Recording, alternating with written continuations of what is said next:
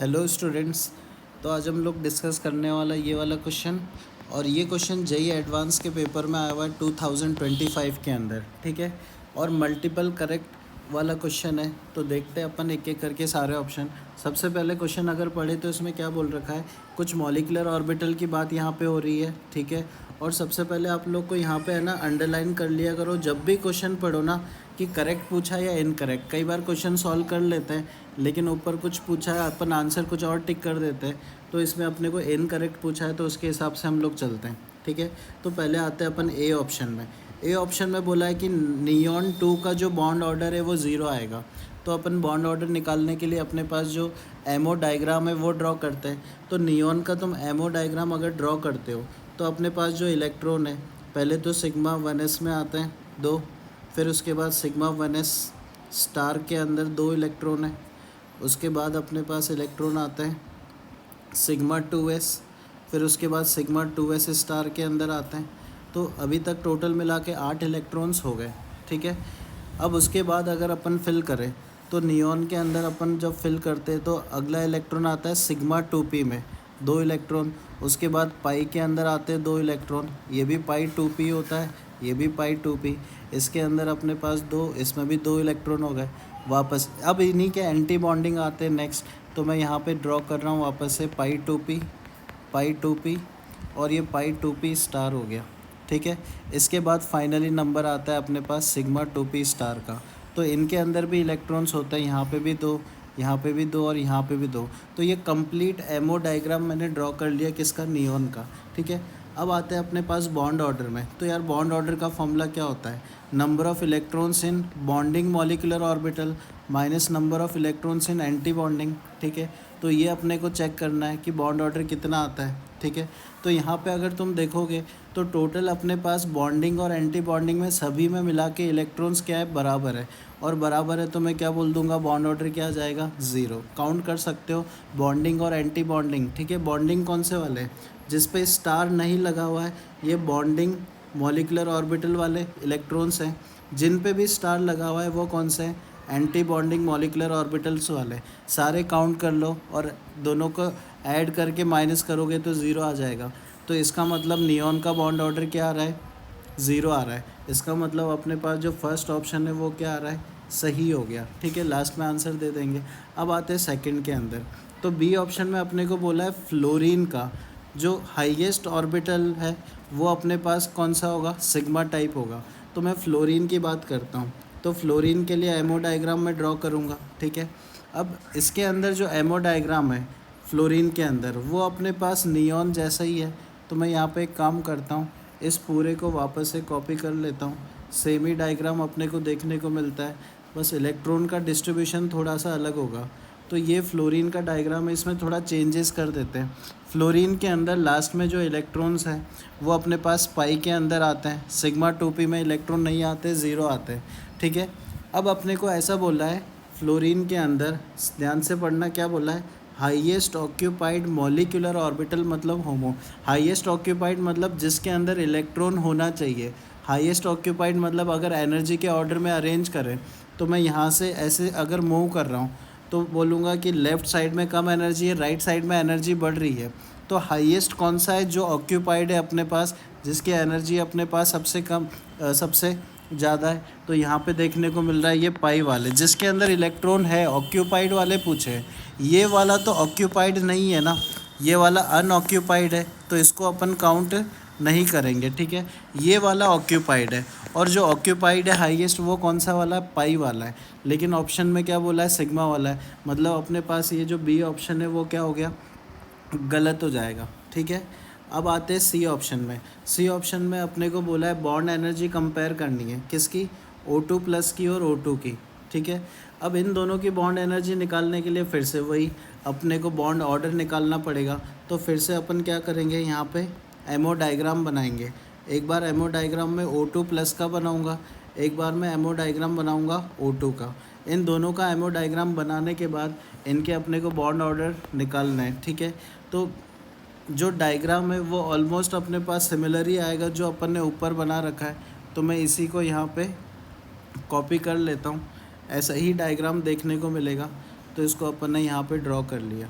ठीक है। अब चेंज कर लेते हैं कि इलेक्ट्रॉन्स अपने पास टोटल O2 प्लस में कितना है, 15 है। तो O2 प्लस में 15 इलेक्ट्रॉन है, तो अपने पास कुछ इलेक्ट्रॉन्स का डिस्ट्रीब्यूशन ऐसा रहेगा। एक सेकेंड, ये इलेक्ट्रॉन्स अपने पास देख लेते हैं कितना आएंगे। तो यहाँ तक 14 हो गए और एक इलेक्ट्रॉन आ जाएगा इसमें 0 रहेगा और इसमें भी 0 रहेगा। तो ये O2 प्लस का एमओ डायग्राम आ गया। अगर इसमें तुम है ना बॉन्ड ऑर्डर निकालोगे फॉर्मूला लगा के, वही फॉर्मूला जो अभी मैंने बताया था Nb-N है, बॉन्डिंग में इलेक्ट्रॉन्स और एंटी बॉन्डिंग में इलेक्ट्रॉन्स का डिफरेंस लेके डिवाइड बाई 2 कर दो, तो यहाँ से अपने पास बॉन्ड ऑर्डर कितना आएगा, 2.5 आ जाएगा। तो O2 प्लस का बॉन्ड ऑर्डर 2.5 आ गया। अब बात करते हैं, क्वेश्चन में O2 की भी बात कर रहा है, तो O2 के अंदर अपन अगर चेक करें तो O2 का जो एमओ डायग्राम है अपने पास वो भी ऑलमोस्ट इसके जैसा ही है। इसको मैं यहाँ से उठा लेता हूँ, एक सेकेंड। O2 प्लस में थोड़ा सा चेंज आएगा, इलेक्ट्रॉन जो है ना O2 प्लस से एक ज़्यादा है, तो यहाँ पे अपने को बॉन्ड ऑर्डर में थोड़ा सा चेंज आएगा। तो मैं यहाँ पे इसमें चेंज कर देता हूँ। पहले तो एमओ डायग्राम के अंदर यहाँ पे एक इलेक्ट्रॉन आएगा, ध्यान रहे। अब फिर से मैं फॉर्मूला लगाऊंगा बॉन्ड ऑर्डर का, फिर से अपने पास फॉर्मूला Nb-Na, ठीक है। और इसको पुट करने के बाद O2 का बॉन्ड ऑर्डर कितना आ जाएगा, 2। तो यार देखो बॉन्ड ऑर्डर क्या क्या आ रहा है, बॉन्ड ऑर्डर अपने पास जो है O2 प्लस का भी आ गया और O2 का भी आ गया। O2 प्लस का बॉन्ड ऑर्डर 2.5 आ रहा है और O2 का बॉन्ड ऑर्डर 2 आ रहा है, ठीक। अब क्वेश्चन में आते हैं, क्वेश्चन में क्या पूछा था, क्वेश्चन में बोला है बॉन्ड एनर्जी O2 प्लस की ज़्यादा है, ठीक है। तो यार बॉन्ड एनर्जी उसी की ज़्यादा होती है जिसका बॉन्ड ऑर्डर ज़्यादा होगा।